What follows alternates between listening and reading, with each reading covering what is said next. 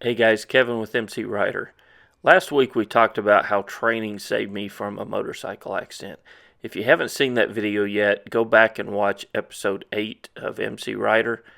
You can search for it on YouTube, MCrider episode 8. I'll also put a link to it down in the description. If you're on a computer, I'll put a link to it here in the video for you to click and watch that first. But this week we're going to talk about two techniques, and I'm going to show you the way that I practice stopping quickly in a curve and the actual practice that saved me from that accident that we talked about in last week's episode. So go back and watch episode 8, and then this week's episode I'll show you two techniques, how I practice them, and how they can save you out on the road.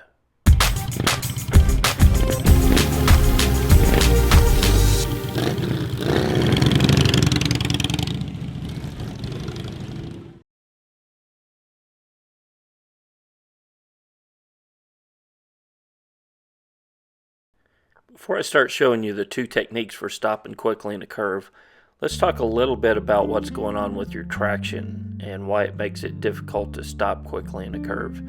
If you're riding down the road, if you're not under acceleration and you're not under any braking forces, your traction is at 100% because you're not putting any load on that tire. So you've got 100% traction, and that red bar over there represents the available braking power that you've got. As soon as you start to lean a motorcycle over in a curve, you're reducing the available traction that you've got because you're putting load on that tire. And also, you can see that red bar, you're reducing the amount of brake force that you've got available to apply to that tire as well. So the sharper the corner, the more lean angle you're using to get around that corner, you're reducing the amount of available traction, and you're reducing the amount of brake force that can be applied to that tire. So what happens in the case of a lot of low side accidents is the rider's got motorcycle leaned over.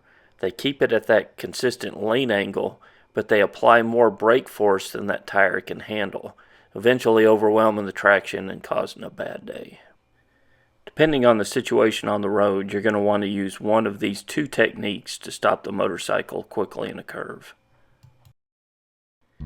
So in a situation where the rider's got some runoff room, they enter into the curve leaning the motorcycle over, and then for some reason they need to stop quickly in a curve. The first thing they're going to do is straighten the motorcycle back up. So you're going to reduce all that lean angle.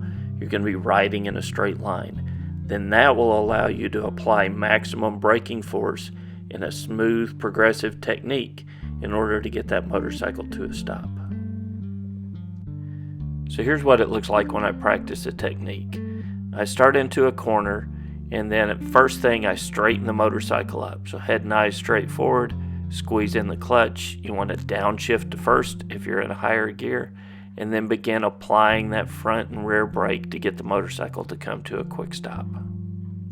As we showed earlier in the animation, it's important that you get the motorcycle straight before you apply maximum brake pressure.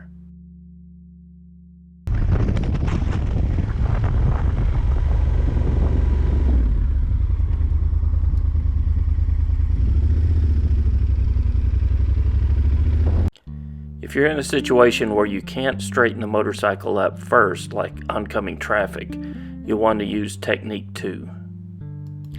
To use this technique, you have to be smooth on the brakes. Too much brake force too soon, you're going to cause an accident. So using this technique, you begin smoothly applying a little bit of brake as you straighten the motorcycle back up. Then, once you get the motorcycle where you can straighten it up, you can apply maximum braking. So let's look at how I practice this technique. Now the difference here is, as I have the motorcycle leaned over, I'm already applying a little bit of that front brake smoothly.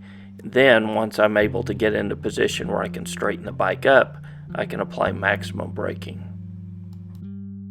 Let me emphasize again, if you apply too much brake pressure too quickly while the motorcycle is leaned over, you will lose traction and cause an accident. Now believe me, I know by watching hundreds of people learn this technique that the best place to learn it is in a classroom on somebody else's motorcycle. But If you feel comfortable doing this on your own bike, find a closed parking lot, and this is how I practice the technique on my own. And I've practiced that technique until it became second nature to me. As we discussed in episode 8, I actually needed this on the road. And when it came time for me to put the skills into practice, they were second nature, and it wasn't something that I had to think about. So the important thing is to practice these techniques, make it second nature in your riding skills so that when you need it, you don't have to think about it on the road, but it all just happens by instinct. Till next week, guys, this is Kevin with MCrider, and we'll see you on the road.